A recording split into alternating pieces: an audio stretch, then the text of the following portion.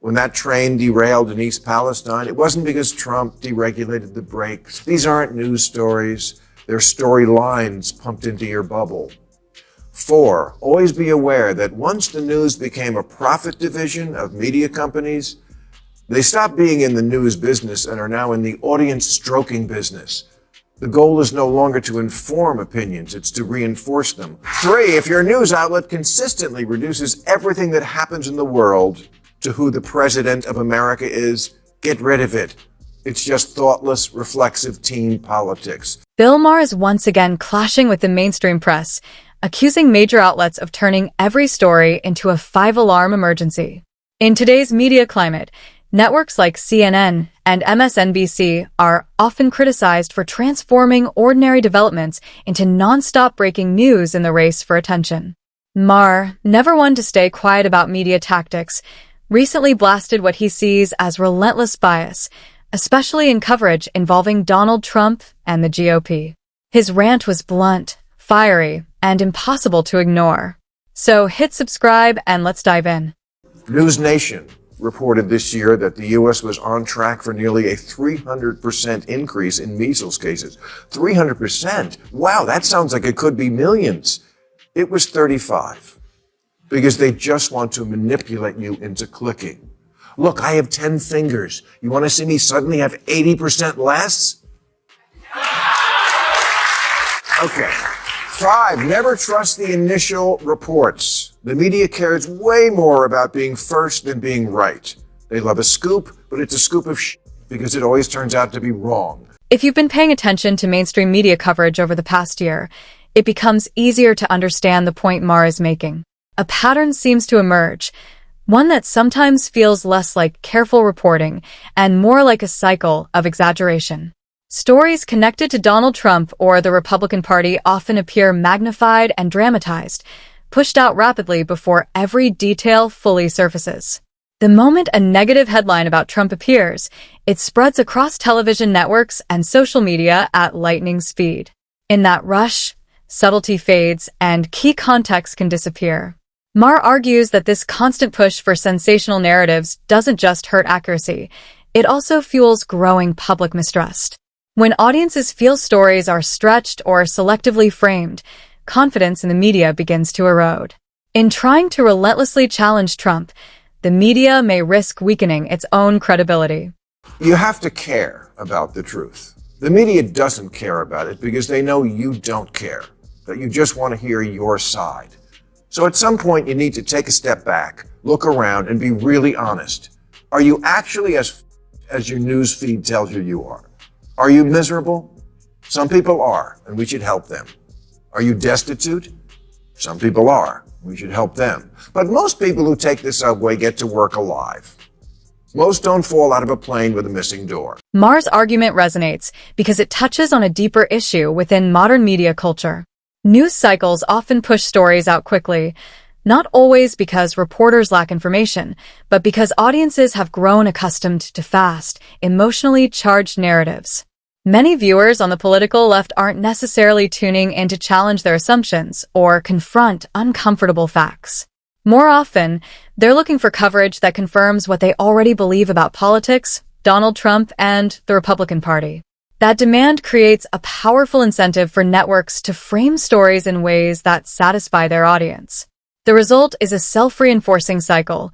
Viewers expect a particular narrative, the media delivers it, and both sides become locked into the same pattern.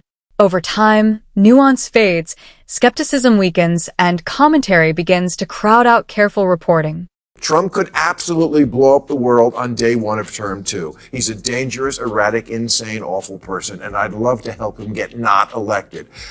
But he didn't actually start World War III last time, or nuke a hurricane, or trade Puerto Rico for Greenland. Sure, the sequel is usually worse, but until he does, I'm going to live my life, and not the one the media wants me to live, hating half the country and my pants 24/7. Is the sky really falling? I don't know. Maybe. And maybe it's just the door from a Boeing airplane. Many people on the left are genuinely worried about the possibility of Donald Trump returning to power. For some, That anxiety goes beyond domestic politics and extends into fears about global stability. In certain media spaces, nearly every foreign policy move is framed as a step that could push the world toward a major conflict. Critics like Bill Maher argue that this narrative overlooks an important element of Trump's political style, his tendency toward pragmatism. Rather than acting purely as an ideologue, Trump has often approached international politics like a negotiation, relying on leverage, pressure, and deal-making. Maher's broader point is that fear-driven narratives can drift away from reality. Instead of remaining inside media bubbles that amplify worst-case scenarios, he encourages people to broaden their perspectives, listen to competing viewpoints, and step outside the echo chambers shaping their political fear. It's time for the media to admit that they blew the whole thing way out of proportion, because as always with media these days, they don't cover what's most important, just what's most fun to watch. There are 15.2 million college students in the U.S., and 2,300 have been arrested. That's 1/67th of 1%, and half of the ones in New York weren't even students. But we were given the false impression that these protesters are the voice of their generation, having found a cause for which they were willing to go to the tents and to the barricades. Oh, please, these kids are more violent when their team wins a championship. Maher also highlights a recent moment that, in his view, perfectly illustrates how quickly media coverage can escalate a small event into a national drama.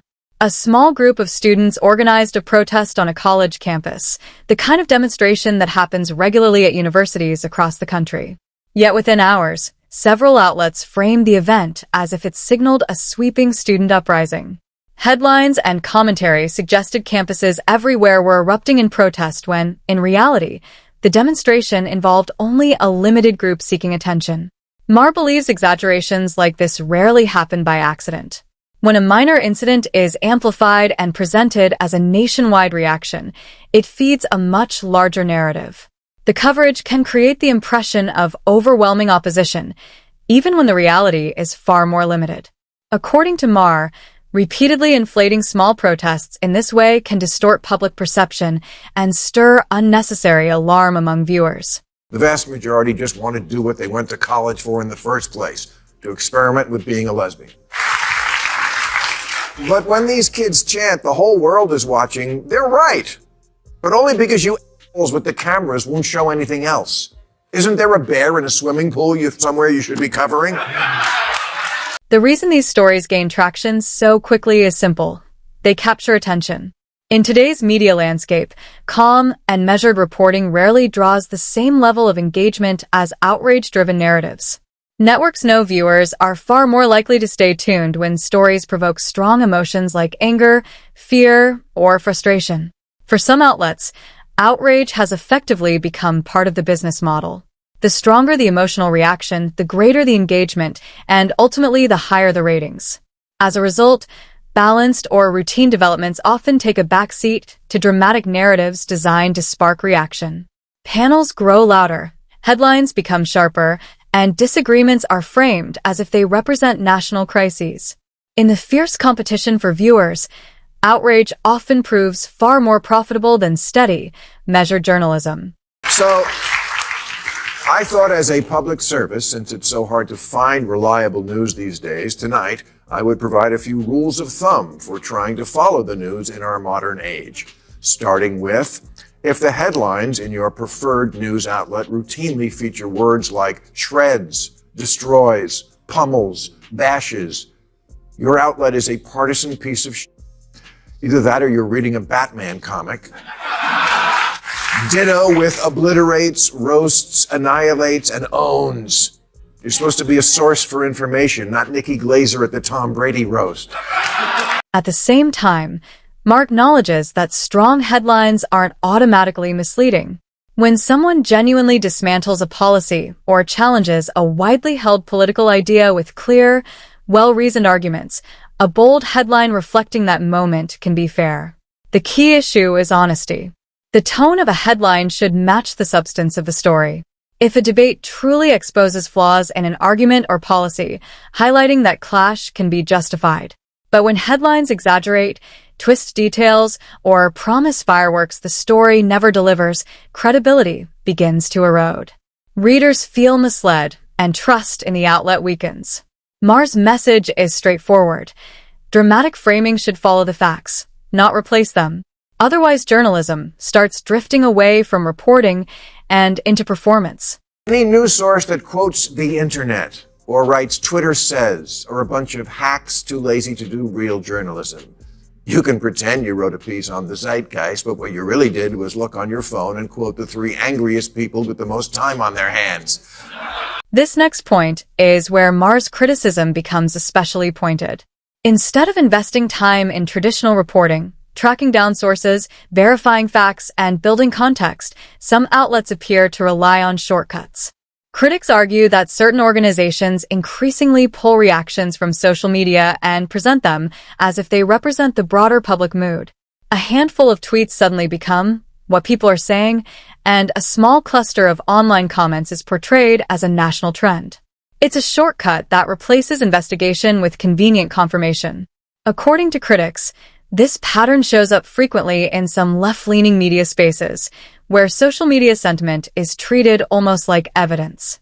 The result can feel less like journalism and more like an echo chamber reinforcing what the audience already believes. Your news outlet consistently reduces everything that happens in the world to who the president of America is. Get rid of it. It's just thoughtless, reflexive team politics. Trust me, no one lighting a tire fire in Haiti is thinking, I wouldn't have done this under Trump, but given the weakness of the Biden administration, why not?